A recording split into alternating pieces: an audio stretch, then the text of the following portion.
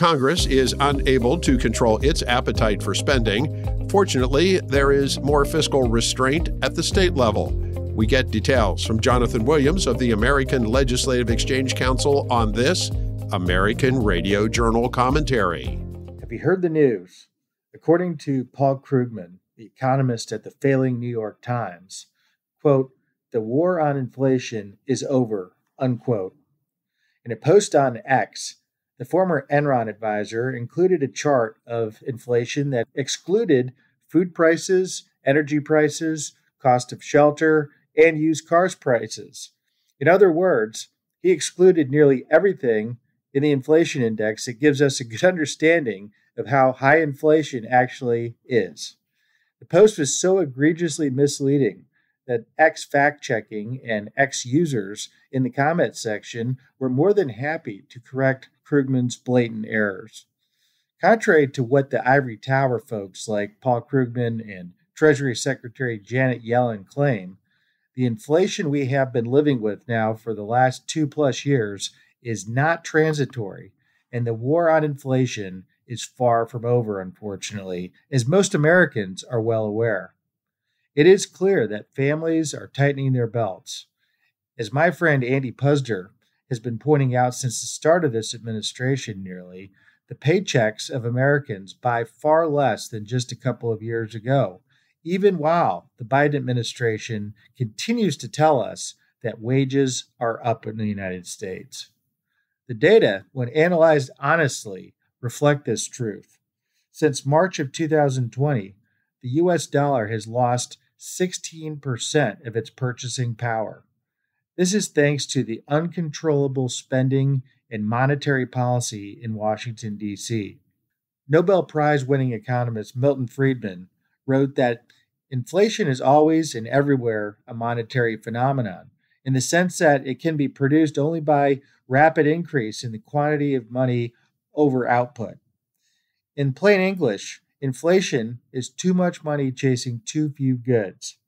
Notice that Milton Friedman's quote mentions two things: A, the growth of money, and B, the growth of output in the economy.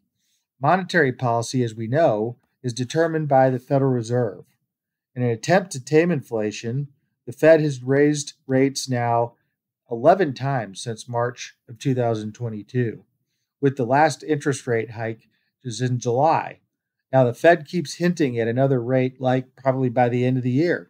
Economists warn, however, that monetary policy is sufficiently tight and further rate hikes could cause painful economic contraction. In fact, the 30-year fixed mortgage rates are now hovering around 8% just this week. So what are we to do? For starters, we cannot wait on Washington to get its act together. While state legislators have no control over the growth of money, they do have influence over the growth of economic output.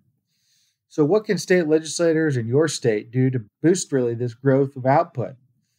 Follow the supply side playbook of the great Ronald Reagan and get government out of the way. 16 years of research now from our Rich States, Poor States ALEC Laffer State Economic Competitiveness Index shows that when states pursue economic freedom, prosperity follows.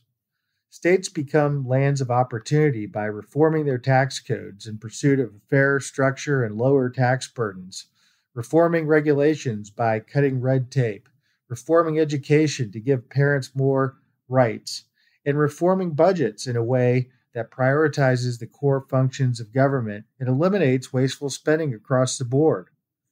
Having a simpler, fairer, low tax burden is essential during these times of inflation and economic downturn. This type of pro-growth tax code allows the economy to grow itself out of inflation by allowing hardworking Americans to keep more of what they earn, even when inflation is eating away at the value of the dollar. Of course, the best flat income tax is a 0% flat tax that is utilized in some of America's best economic success stories in places like Texas, Florida, and Tennessee, for instance. Ultimately, it comes down to government prioritizing the right objectives and cutting waste, fraud, and abuse. Don't wait on a broken Washington to get things right on inflation. States can help fight this inflation by enacting pro-growth policies that get government out of the way, just as Ronald Reagan did as he faced even greater economic headwinds and inflation 40 years ago. For more information, visit alec.org. For American Radio Journal, I'm Jonathan Williams. Thanks for listening.